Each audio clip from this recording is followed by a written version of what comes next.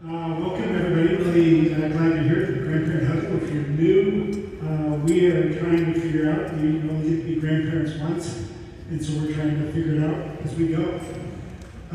This year, we are kind of going through what I'm calling generational values. The values we want to pass on to our children and then to our children's children. And I got that idea from a thing that we started doing when our kids were little, where I tell the kids coffee stick stairs. And so whenever there was an escalator or a staircase, we would take the stairs. And that's what I wanted to let them know that the easiest way wasn't necessarily the best way. And that's what the value that I wanted. So I started thinking about that and the values I wanted my grandchildren to have. So we've gone through two so far. The first one was that our family goes on shadow missions, that God is always putting us on shadow missions. We took that from the book of Esther, where she said, for such a time as this, she was told, for such a time as this, you were put in this position. I want to teach my grandkids so that when they go to college, or whatever, I'll say, hey, you're going to college, you think you're going to get a degree, and you are, but you're also on a shadow mission for God. God can use you there. When you're home on break, I want to hear about how God's used you, so that's what I want to get in heads. Last week we talked about courage, that for our family we want courage to be like a muscle that you build over time. So every time your grandkids go out for a sport, go out for play, change schools, they're building courage that they will use later on when God calls them to do something courageous for Him. That's from the book of Daniel. This week we're going to talk about adventure, because I always wanted my kids to look at life as if it was an adventure. This guy wrote a book, I think his name is Jonathan Haidt. He wrote a book called The Anxious Generation. And what he talked about through this book is that we have raised a generation, maybe now a couple of generations, of young people who are so afraid that they need safe places in college. When college used to be a place where you explored and everything, we have created a fragile kind of group of young people. And I didn't want my kids to be fragile. I don't want my grandkids to be fragile. So I want them to experience adventure. So I invited three of my favorite people over here, Sarah, Holly, and Becca. I've known all of them since they were little girls. This one, ever since she was born. But I love the way that each one of them have approached life themselves, and then how they're raising their children to approach life. So I thought this would be a good kind of change of pace where I can ask them questions. And because a lot of times we're talking as grandparents and about our grandkids, but we're skipping that mezzanine level of parents that we also need to hear from. So we're going to, at the end, I'm going to ask them how we as grandparents can help or hurt with the value of adventure. All right? So I'm going to have them introduce themselves and tell how old their kids are, because they have kids that range the gamut. So that you, hopefully, all of us will have someone to identify with up here. So include your maiden name as you introduce yourself. I actually did sign that. All right. My name is Sarah College Coons. So yes, Jim and Barb are my parents. For those of you who know Jim, is the founding pastor here at Christ Community Chapel. I'm married to Matt. We've been married 29 years, and we have twin sons who are 23, and I actually gained another child in June. My son Jacob got married to a lovely young woman named Abby, and then we have a daughter Hannah who's in her third year at Ohio State. She'll be 21 next month. Right.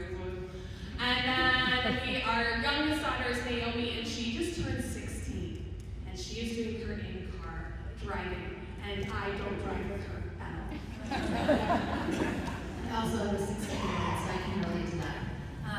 Holly Day Andrew, my maiden name is Testa, Gino, and Katie are my parents. Familiar faces around here.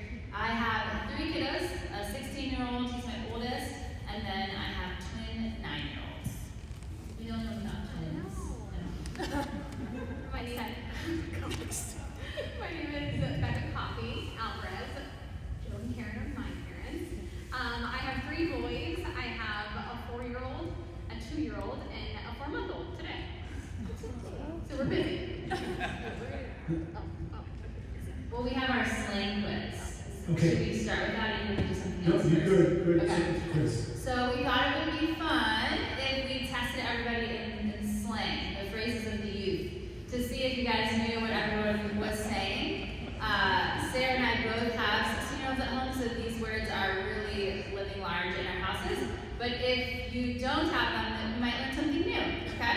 So we got 10 quick ones. So the first one is, what does it mean if something is mid? So if your grandkid describes a party or an event as mid, what are they saying? How do you spell it? M-I-D, mid. Yeah, I heard it. It's average. Yeah, not impressive, nothing to talk about. Well, I thought it was something that happened in Missouri. No? Okay. I'll keep guessing. He's not doing too well up here. The next one is, what is the difference if your grandchild says that I was cooked at practice or I was cooking at practice? Okay, so they're actually opposite phrases. So if You're getting crushed the first one, Yes, and you were killing it. That's right. That's right. The first one is bad. The second one is you're doing something great. I'm gonna read a series of numbers and see if there's a number that you know. Oh, somebody already said it. Yep. So 15, 56, 67, 102. I'm not correct. That's right. Oh, there is a 2. Yeah. I will tell you. Does anyone know what that? I was gonna say 6-7 is on its way out and 4-1 is on its way in. So if you want to be the cool grandparent, you're like 4-1. What do you mean? Nothing. It's just like in the The next one is what happens if your grandkid calls you Delulu. Crazy. Yeah, delusional. You're crazy. Yep. The next. Yeah, don't let them call you that. By the way. The next one is what happens. What do they mean if your grandkid tells you to go touch grass? So it means they want you to put down the screen and go outside. So you can tell them, let's go touch grass. Go touch grass. Yeah. Next is, what does it mean if someone is glazing? You guess this? What'd you say? Zoning out.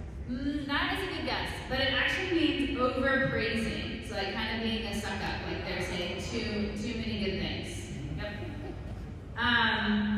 How might you tell like a Gen Alpha that they need to focus? What would you say and what would you do? Comes with a hand motion. He was like, Sarah, you show 'em. Lock in. Lock in. Yep. The next one is aura farming.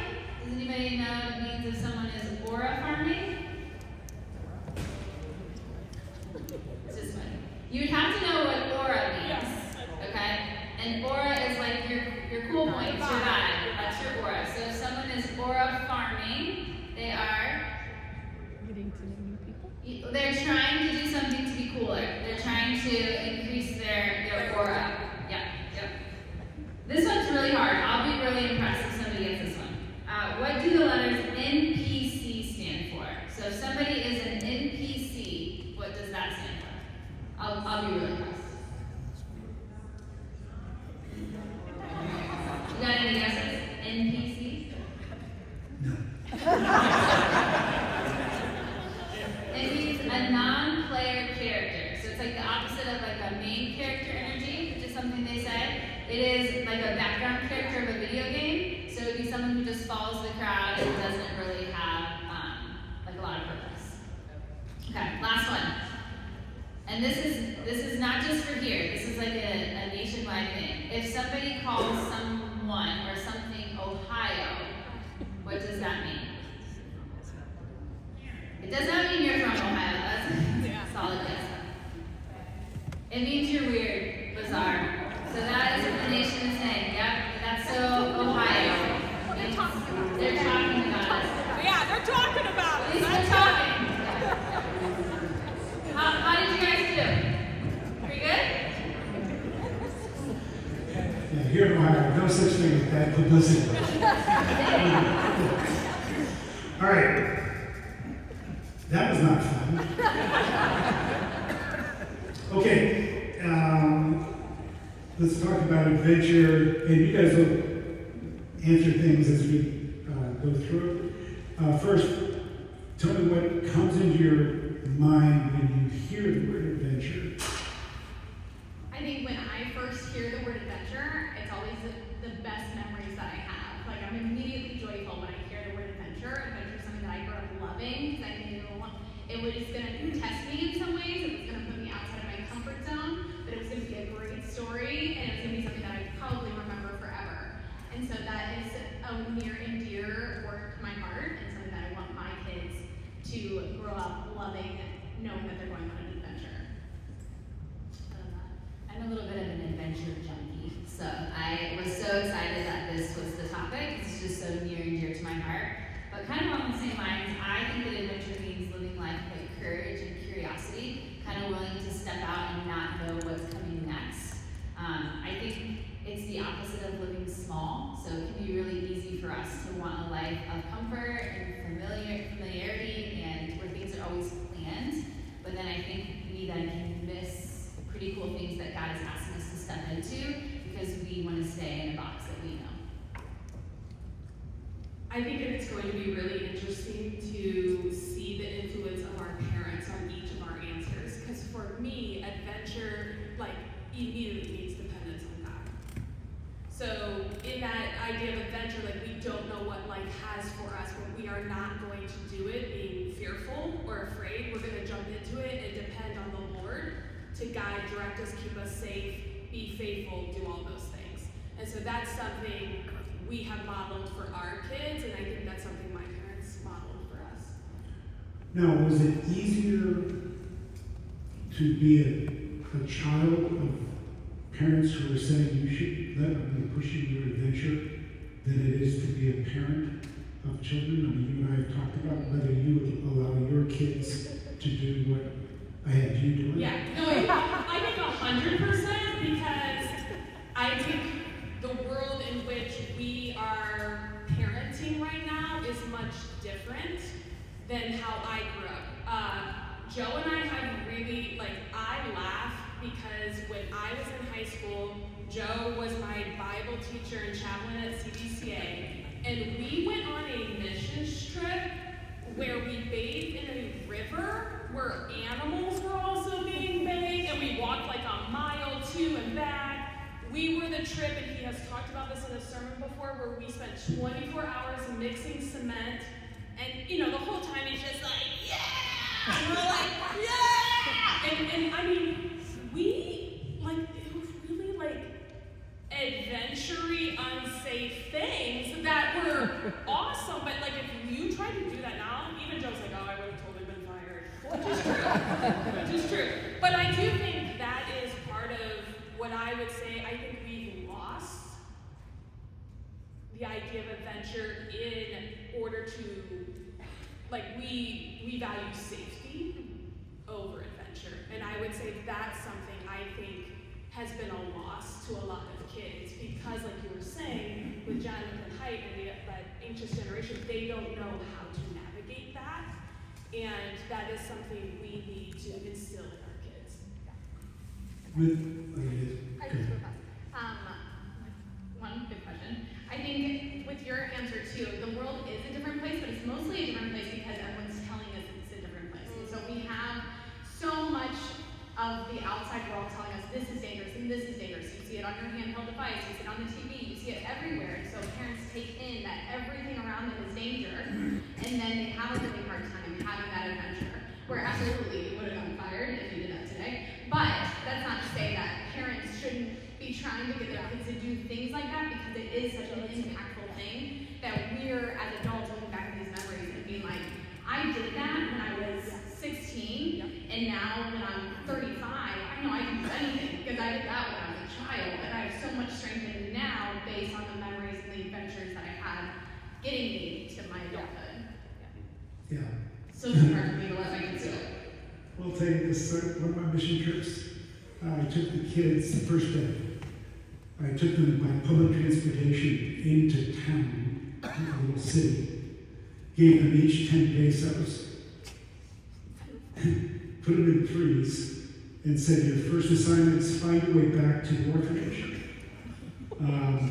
It's next to a beer factory, which is called the Cerveceria.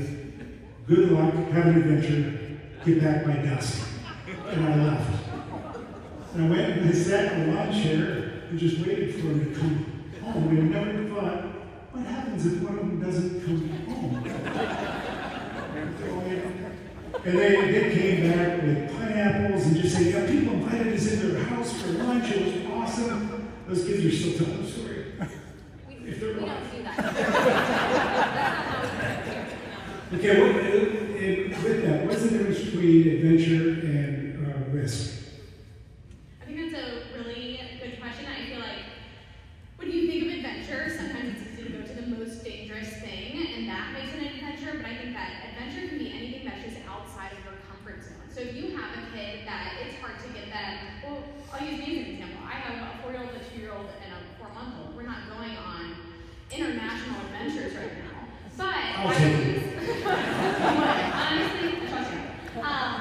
But I use the word adventure when we go to a hardware store because I know that they love it, and so I can use that to start to paint the good image of that word adventure. So let's go with mommy. We're gonna go on an adventure. We're gonna go to the lawnmower store. You can sit on all these different lawnmowers and just make things exciting for them, so that we're getting out. We're doing something that's different, and I'm just always trying to use that word. It doesn't always have to be something that's dangerous or risky. I do think they go together a little bit. I do think adventure and risk do have some significant overlap, but I don't think that you have to be unwise to be adventurous. So I think you can be adventurous and still maybe not do that. If you're unwise, it comes much more naturally. Like I don't remember my parents or my grandparents ever telling me I couldn't do something.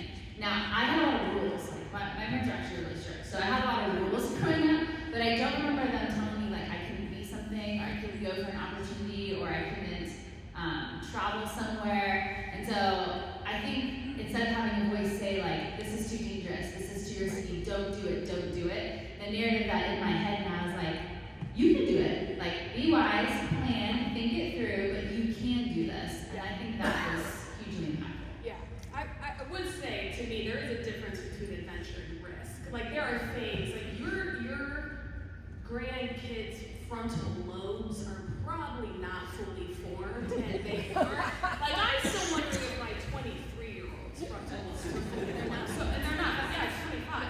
So there's going to be some unwise decision making that happens. So I think to your point, there are guardrails that are necessary for that. Like I have a daughter at Ohio State. There are things sometimes that she thinks to them like, hey, you're not thinking wisely about being in this environment at 2 a.m. or whatever that is. But she's just like, whatever type of thing. So there is a difference. I think another thing that's really important is to understand each of your grandchildren and know what adventure looks like for them, right? So I have a child who has a lot of high anxiety. So some things that Matt and I do to create this sense of like unknown is that we don't tell her all the things that are gonna happen and kind of make her adjust and pivot so she can learn how to navigate her emotions around that. And then realize at the end of the day, oh, this all worked out. This is really cool fun, even though I didn't know everything that was gonna happen. Now that might not seem like an adventure, but it is for her, right? So just knowing like you can push certain kids more than you can other kids, and I think that's actually really important in this discussion. Yeah, I just want to add one more thing. I think as grandparents, you're in a unique situation because I think as a parent, you have to say the guardrails. You have to say the risk more than you do as a groom. So as a grandparent, you can kind of be the encourager and the cheerleader, and then like, okay, I'm gonna pray for you through this. Tell me how it works out. It didn't work out. Okay, what are you gonna do different? Or like, I think parents have to be a little bit more like, this is a bad idea. Give me your, like an example of your first taste of adventure, why you guys, and why you feel like it was so important to become part of your life. I feel like I had a lot of really, really early tastes just being your daughter, even just having my first taste. I was responsible for some. I know. Even as my very first taste for the story form, which I think is actually really, really impactful. I feel like I grew up watching you take adventures and learning that they were deeper than just face value, that there's so much that happens on each adventure. Good and bad. I remember seeing a picture of you with blood coming out of your head, and You were on that trip? I remember where I was in the kitchen, so clearly, an impactful memory. Just so you know, we're in a construction site down in the Dominican Republic, and I saw like a senior in high school age using a pickaxe and it was close to a wall. And I thought, that looks kind of dangerous. You know, let me do it. So I got the pickaxe and I swung it, hit this piece of rebar, rebounded and hit me right in the head. Split my head open. And here two Dominicans came over to me right away, Moses and Montero. And Montero put his thumbs in the cut, just in the up. And then Moses grabbed my head and started praying, which I thought was kind of cool. So I waited for the prayer to end, and I said, okay, thanks. So we go get the doctor. Because we had a doctor, we had Art Bolton on the trip, who's a surgeon, and he sewed me up. I was back at work in like a half hour. That was a very cool story, and I have a scar right there. So. See? So I feel like even learning those stories from a really young age start getting my interest peaked in adventure. I'd say my first experience in it that I can remember, I was in 5th grade. We went to Romania, and that was a hugely life-changing experience for me for a lot of different reasons. Saw a lot of different things being a really young child, and it kind of started this trajectory of my life that went into injustice and all of those things. I was talking to a friend recently about a trip that CCC just took to Rwanda. And she has a 5-year-old daughter, and she was saying, like, I would never let my 16-year-old go to Rwanda. And I said something like, kind of joking, but I was like, but you would if you knew that's like that God was going to use them there, and that's where God wanted them, because that's the safest place. And she was like, no, I would not. And it made me think back to actually one of my first memories that really stuck with me is also a mission trip, and we were going to Haiti, but we had some travel delays, and so when we got into the Dominican, we got to the border was closed, and there was no plan. And so the plan was we just knocked on doors and like, hey, can these kids sleep here? And it was like, 2 of you can go there, and there were no adults with us. Like, 2 of you can go there. This guy's like, I can take 3 in the back room. Great, 3 over there. Looking back, I'm like, that was crazy. I can't believe they let us do that. We were all fine. Nobody was kidnapped. We got across the border. But even once getting across the border, like being in Haiti was just an eye-opening experience for me. The people there had so much joy, even though there was so much poverty, and I was seeing people that looked different from me. I was seeing a culture that was different. I was seeing a landscape that was different, and it honestly just unlocked something in me of I need to see everything in this world, just because it connects so easily for me back to the Creator of like, what does He have going on in this pocket of the world? Like, what's He doing over there? I don't know. What's He doing here? And so going back, it just was such an important experience for me that I just think back to my friend in Rwanda, and I want to go back and be like, no, like you've got to trust, you've got to let her go, you've got to let her step out in faith and see like what God is going to unlock for her. Yeah, that's really great. Holly intentionally did not do that, but that was a trip my husband led. I didn't say. Yeah. Okay, that was nice. Okay. What I would say, and this really is my first memory of what it means to adventure, when you talk about depending on the Lord. I was 6 years old, and my dad started a church. And I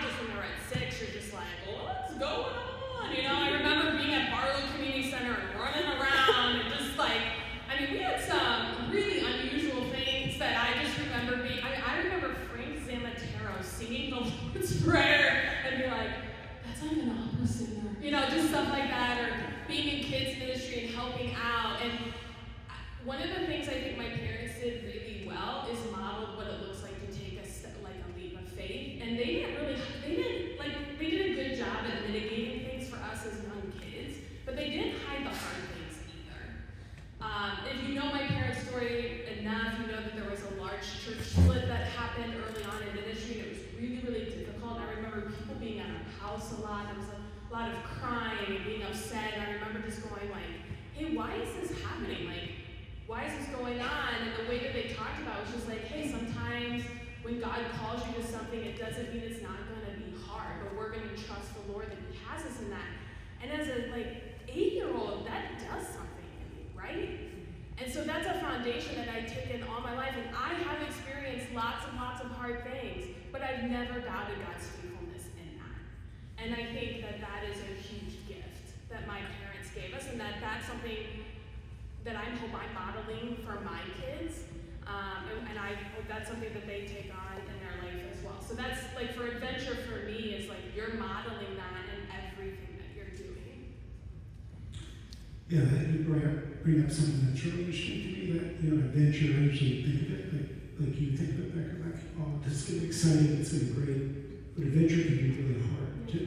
So go ahead and each of you tie in how adventure works its way into your relationship with God, how you want it to work its way into your kids' relationship with God. Yeah, I love that question. One of the things I want my kids to know is that in adventure, a lot of times there's going to be, sometimes you aren't going to make the right decision, or there's going to be an oops moment, or something like that. That's just kind of, because when you talk about what's the difference between adventure and risk, I do think those two are sort of closely tied together, so there are risks that you are going to take in that. And I think one of the things I want them to see is that, God never changes, right? He said He's faithful. You might change, and you might make decisions that aren't, but He doesn't. So you can always rely, and He's always going to be there. He's going to be faithful in that. So when you're feeling untethered, or you're feeling like, wait, why did I make this decision? God can still meet you in that and use it. So I think that there are times where I have watched, especially my adult children, which, man, I wish someone would have told me how difficult parenting adult children is before I got to this point. But I sometimes watch things and I think, oh man, this feels risky. And then I say, well, no. This is where God can still work in this, even if it doesn't feel like it's the right decision. And so I want my kids to understand that, I can't necessarily,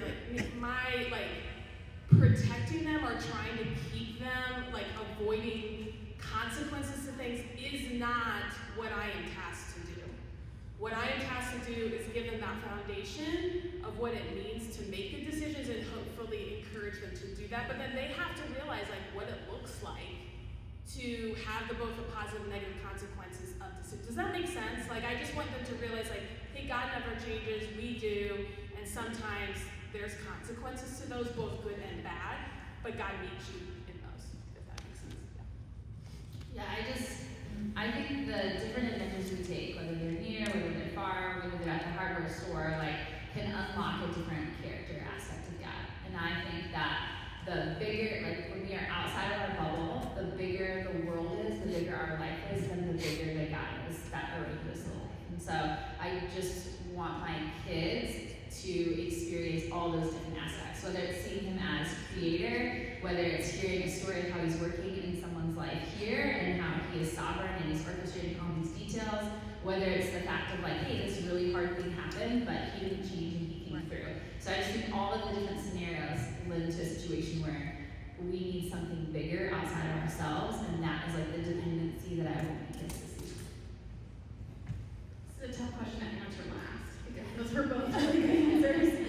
I was thinking about this before I went to bed last night, and I want to use an analogy. I feel like when you take the same commute to somewhere over and over again, you start to lose sight of things because it's all the same. You forget if a light is green or red, you're just driving driving because you're a muscle memory, and I think that sometimes we do that with God too.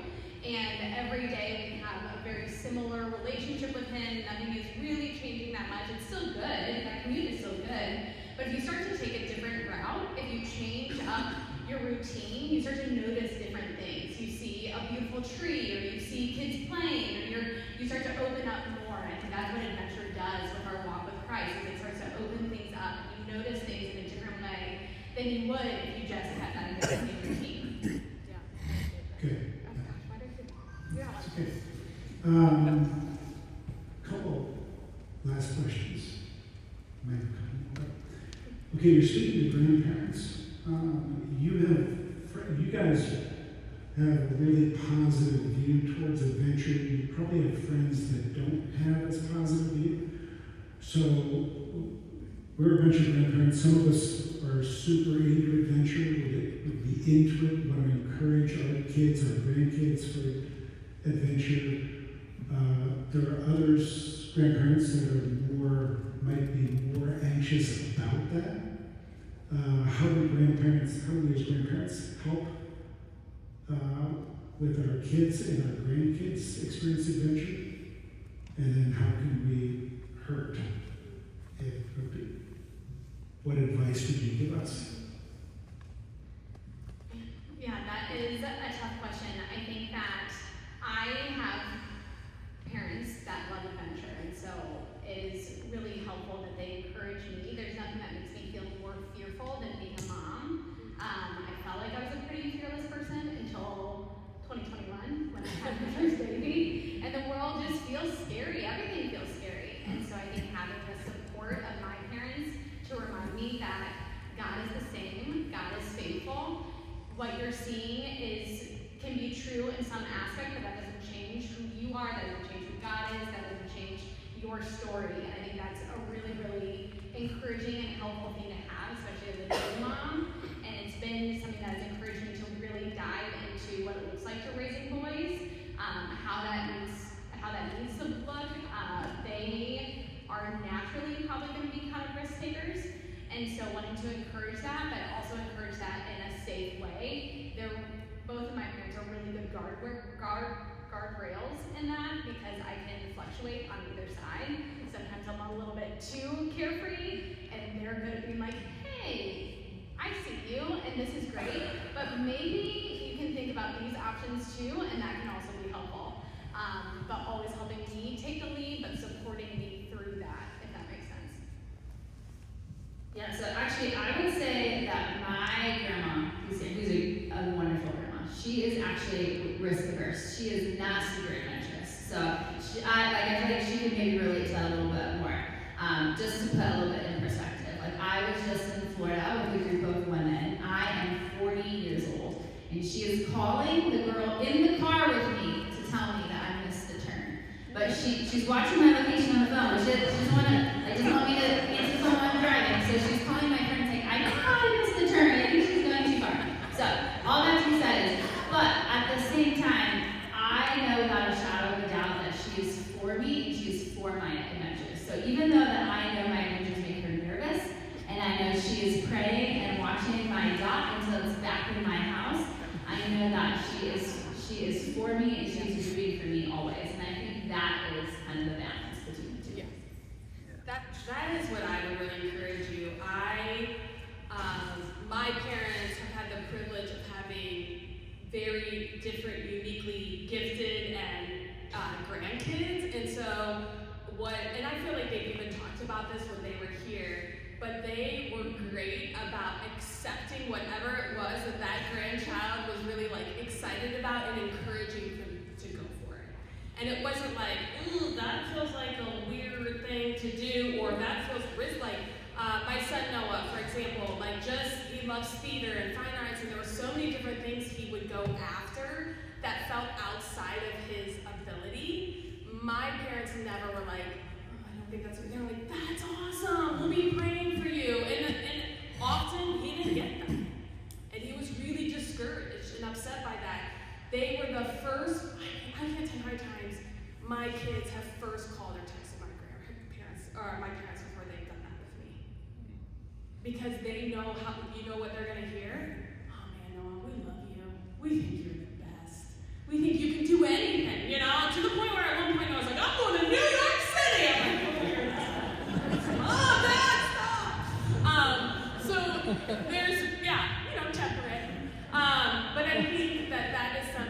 I've always loved about my parents, like, they weren't really into ultimate frisbee, but Jacob was. So they went to tournaments when Matt and I couldn't do that. We're super excited. They learned about it. They didn't know what was going on half the time, but they were the ones like, yeah, go Matt. You know, one time Jacob was like, you're cheering for the other team. You know, like, you don't know what's happening. So, like, it's just, but you know what? He remembers that they showed up. And they were really excited about that. And so I just think, like, that's one of the best things you can do. Even if you're like, I have no idea what this is or what's going on or why they're being cooked or cooking or whatever it is. Learn that stuff. Like, try to, like, enter yourself into that world and be excited about what they're doing. Yeah. Okay, may I open it up for any questions? Because some of you might have questions right away. Is it? Becca, I want you to tell your story of going to Indonesia and then how we stopped you from backpacking. So when I was 17, that summer before my senior year, was going to go to Indonesia with my best friend at the time, just us two super independent 17-year-olds. And Indonesia is really far away. And so we had to go to Korea and had a 24-hour layover in Korea. Well, you go to Indonesia to visit missionaries? Yeah. To visit missionaries. We weren't just letting you go to I know. Indonesia. Yeah, we were going to live with missionaries for a month. But we had a 24-hour layover in Korea. And so nobody wants to stay in an airport for 24 hours, especially when you're in a foreign country. We should get out and see Korea. And so Dad used some of his resources to see if we had any contacts in Korea. And it turned out that we did. Not strong ones, but people. And so I remember my dad taking me aside a couple days before the trip and just describing to me what I can expect. And so he talked through, okay, you're going to go through customs, you're going to get your baggage, drew a diagram, said someone will be there, probably with your name on a sign. I want you to go out, check to see if you see your name on the sign. If you don't see it, walk around, do another lap, see if you see it. If you don't see it the second time, you need to start asking people for a phone and seeing if you can call. So, okay, I got it. We go on this long flight, get to Korea, go through exactly what he had said, which is very, very wise. Look for the sign, I don't see it. I tell my friend, follow me, I know what's happening. Let's go through again, we'll see if we see it. We do another lap, we don't see it. So I'm like, okay, we gotta start asking people. So I start asking these Korean people if I can use their phone and call this other person that I don't know to come and pick us up. I was 17, so relatively naive, and didn't really take into consideration the barrier that language would play in this entire interaction. And so, but it happened, and this man gave me his phone. I didn't know how to use it, so I gave it back to him, and then he called this other person that I did not know, and they had forgotten that they were supposed to come and pick us up. And so then they came and they picked us up and we went with them and with this strange person that I did not know that also did not speak my language, and we went to their house and we stayed the night and they took us out of town, and it was great, and it's a great memory, a little scary. But then on the next morning when they were sending us back, they just kind of put us on the bus that was going to take us to the airport, and that was it. And we got on this bus and it was the first time I had thought while we were driving back to the airport, like, if something happens, no one's gonna find us. We don't have a cell phone. I don't know where we are. Nothing looks familiar. We've really got to make it to this airport, or we are going to be in Korea for the rest of my life. But it was great, and so that was a crazy story. But then years later, I was going to end up going to Mexico and going to a place for language school, and a very similar thing happened to me. And I remember being like, I got this. Spanish is way easier than Korean, and I know what to do, and I know how to do it, and what to expect. And so it was building blocks that got me to my next adventure.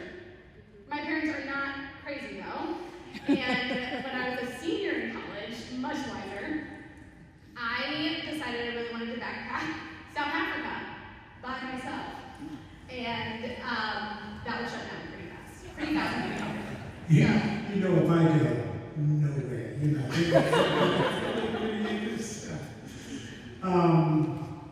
appreciate all your love, the way you raise your kids, the way you approach life. I feel like that's what God wants us to. I would always tell our kids, and to my grandkids, that the best place in the world is where God wants you to be. Not the safest place, but the best. It's the best place. So, thanks so much. Would you give them a round of applause? Okay, you have a few minutes left. I want you to turn your table and just talk to each other about at least one adventure you had when you were a kid. Because I think all of us were in the generation where, like, I would leave in the morning of the summer and not come home until the evening. And my parents never asked a single question. They didn't know where you're going. There were no cell phones. We just went. Every day was an adventure in the summer. So just talk about that some, and then talk about maybe how you could try to help your grandkids have an adventure on your watch. All right? Thanks.